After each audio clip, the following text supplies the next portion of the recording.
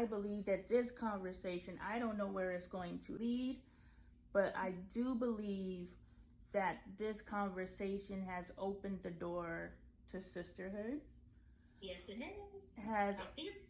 Has opened the door to belief in the impossible, release from previous boxes that we've been put in. I definitely would like to get all of the ladies that I'm connecting with. And if you refer to me as your client, be it. Why? Because you're coaching me as well. I'm learning from you as well. So if you are preparing yourself and creating the energetic vibration for you to move in the energy that you know you are here to move in, I am your client.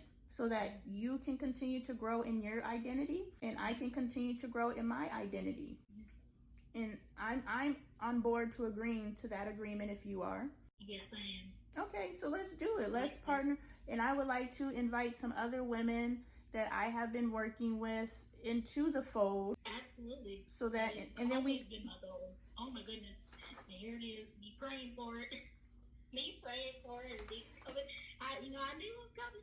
I didn't know how. Didn't know when. Just knew it was coming. And I'm saying you over there with your Jesus and me over here with my God. We doing something. Yes. Yes. Look at God. Jesus, God, all. Oh. Oh, yes. Yes. I believe that's a learned behavior for us. It's a bully reaction.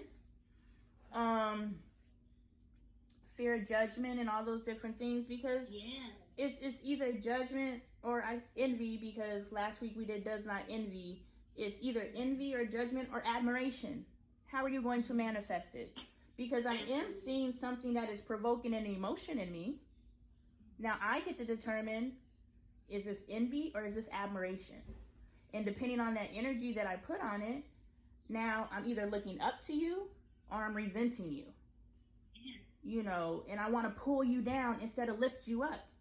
Now, what energetic vibration do I want to be in? Lonnie wants I want to feel good. So that means that I don't want to have to look for a reason to tear somebody down. I have to find a reason to lift people up. Because if there's nothing there, right? Look for a reason to tear somebody down. Look for a reason to lift somebody up. Nothing. All right? So either I'm tearing somebody down, I'm lifting somebody up, or I'm doing nothing.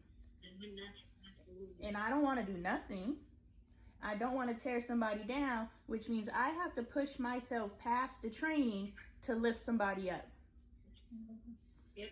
Yeah, so I don't know how we got there, but here we are. I'm like, I've had people since I was in college being like, yeah, Maria's going to be doing this and this and this. And I'm like, whoa, I don't want to do all of that. I just want to be a teacher in my good classroom over here. But they're saying that, and then God is like, but that's not what I even just blocking me from the classroom. Because I was No, you think it? No, it seems like it's a bad thing. No, you literally were blocked from the classroom. So was I. Exactly. I got kicked out of my master's program.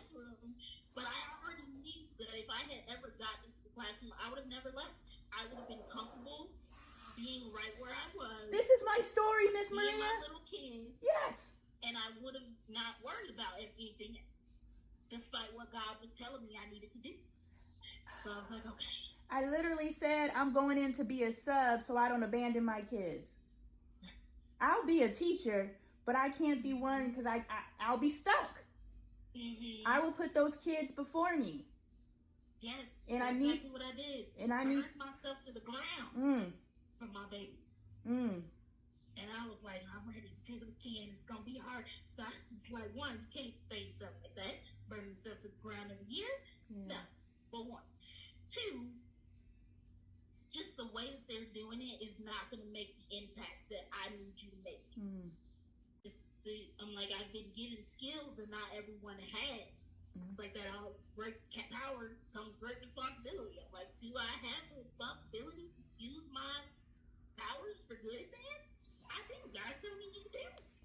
You do. You were given a privilege. You were given a privilege that a lot of other people don't have. What are you going to do with that privilege? What are you going to do? You going to hoard it? You going to hoard it? What you going to do? I know. I'm like, oh, it's so hard, especially because I'm like, it's not scared of adults. I'm just, to me, it's very easy to be like, my business. But I'm like, community is needed. The world needs someone to stand up for it. Meaning somebody got to sacrifice. No one ever wants it to be them. But like someone's got to do it. And you got us. To get better. You got us. You ain't out here alone no more. Yes, I'm not out alone. Ooh. Yeah, so them bitches. Yes. Them bully bitches ain't gonna hold us back from doing what we here to do. Like, we are God's chosen. We are God's chosen. So we're done shrinking for they bully ass tactics. Absolutely. Like, I had to overcome it. That's why I brought up the post in the beginning. You know, I got I don't know what the reactions are, because like you said, I don't read them. I learned very early on, don't read the comments. Soon as you see the hate starting to come, because look, you got to deliver the message regardless. Look, I'm just a messenger. I tell my community all the time, I don't believe necessarily in what I'm saying. I'm just delivering the message. The shit makes sense, so why not? You know, because guess what? Guess what? I got to talk to everybody. I can't just talk to people who think like me. I got to talk to people who think like, somebody told me a long time ago, he was like, you know what, Miss Lonnie, you speak in contradictions. I was like, I do, because I'm here. I contain multitudes. Yeah, it's like, I can stand for it.